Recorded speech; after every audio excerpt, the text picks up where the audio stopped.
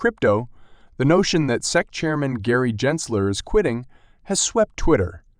John Deaton, an attorney who is in favor of XRP, has responded on the speculations suggesting that a resignation from Gensler is probable. In a recent tweet, Bitboy, a well-known crypto community influencer and YouTuber, made an interesting prediction regarding the future price of XRP. He forecasted a $15 price objective over the following 18 months, rising to $35 if Ripple's IPO is timed appropriately. Bitboy stressed in the tweet that it is a realistic assumption that XRP will reach $15 in the next 18 months. This is a 17.29 increase in the current value of XRP. Bitboy's estimated price of $15 reflects his conviction in XRP's long-term development potential. This confidence may be motivated by the favorable emotion around the resolution of the litigation and the regulatory certainty it gives to the XRP ecosystem. However, the YouTuber's optimism does not end at $15. He predicted that if Ripple goes forward with its IPO and schedule it perfectly, the price of XRP may rise to $35 to reach $35. To reach $35, XRP would need to increase by 4,168. This optimistic prognosis is based on the belief that an IPO would bring a new wave of investors and mainstream attention. This would be a further impetus for XRP's rising trajectory. In April, Bitboy named XRP as his growing cryptocurrency choice for the upcoming bull run. The influencer anticipated that if the SEC action was successful, the asset would rise. According to him, this would make XRP the sole asset with legal and regulatory certainty. Despite his optimistic view, Bitboy recently recognized the market's inherent instability in a tweet. He expressed concern that the price would not reach the predicted highs. He is certain, though, that XRP will at least surpass its previous all-time high during this market cycle. The influencer also mentioned the potential of the U.S. SEC appealing the latest court verdict. Although Bitboy acknowledged that the odds of this happening are slim, he admitted that only a pointless, vindictive appeal might prevent XRP from breaching its app. It is worth noting that market observers have predicted an SEC appeal. SEC chairperson Gary Gensler has indicated dissatisfaction with portions of the order, implying more action. Bitboy's most recent comment on XRP's chances came in response to a query from Evan Luthra, an experienced angel investor and serial entrepreneur. Luthra emphasized that XRP has eclipsed Bitcoin in total trading volume since the court's decision on July 13. This feat was announced yesterday by the Crypto Basic, which noted that XRP represented for 20, while Beast accounted for 20. The entrepreneur emphasized this exceptional achievement and challenged his audience to submit their pricing forecasts. Given the recent price swings of XRP and the increased demand poured into the market, most projections have been optimistic. Following Judge Sarah Netburn's decision about an XUV Ripple lawsuit settlement, numerous members of the XRP community have speculated that the parties would soon reach an agreement.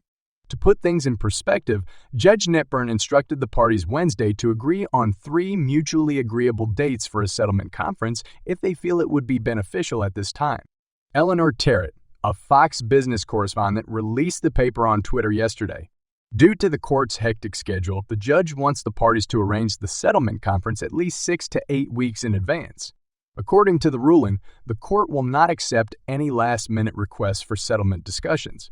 It went on to say that the parties should not anticipate a postponement of litigation deadlines as a result of late requests for settlement discussions. Meanwhile, the ruling caused consternation among some XRP aficionados, with many expecting the dispute to be resolved quickly. Terrett, interestingly, resorted to Twitter to explain Judge Netburn's settlement ruling.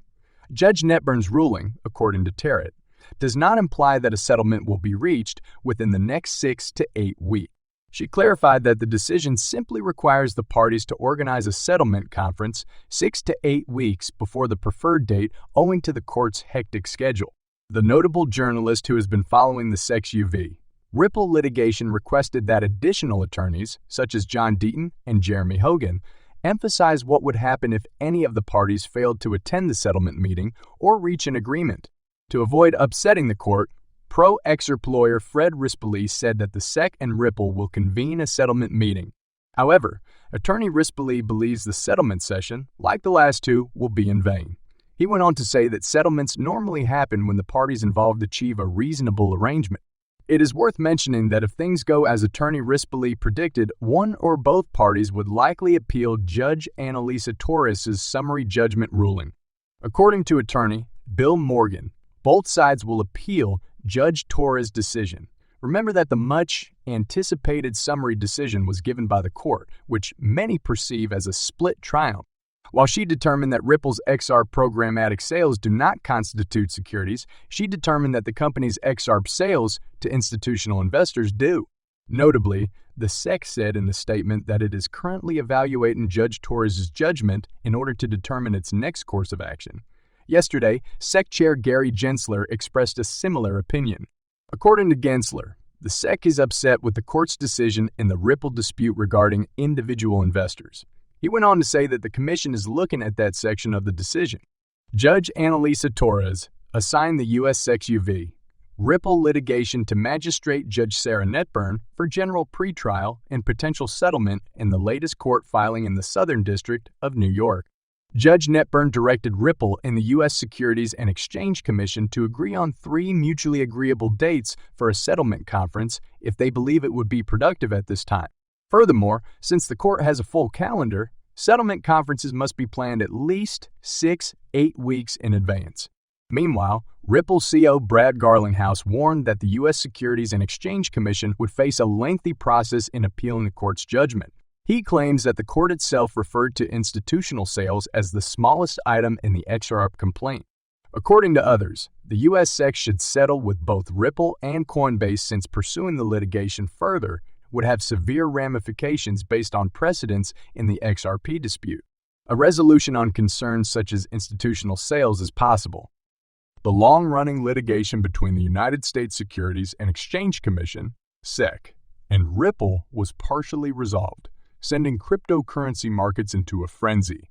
However, many investors seem to be overlooking the second part of the CQZ Ripple issue, which might be expensive for Ripple. Former SEC employee John Reed Stark shared his opinion on the SEC's EVs.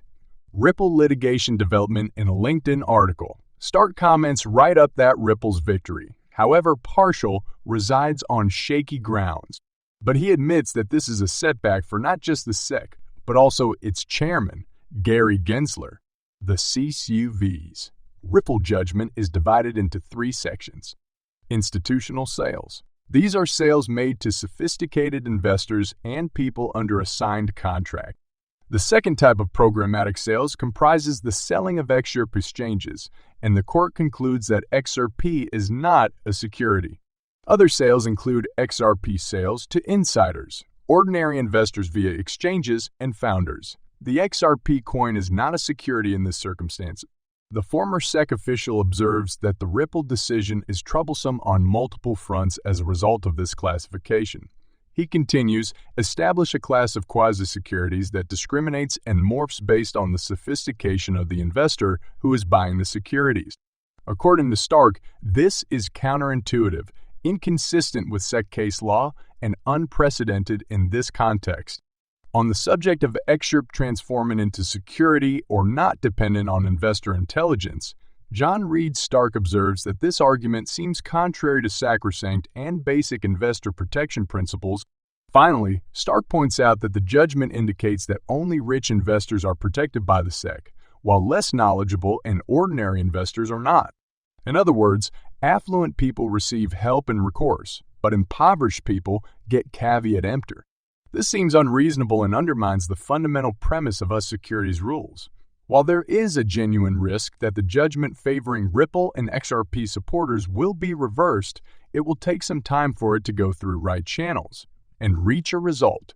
Meanwhile, this decision might be the catalyst for a major bull run.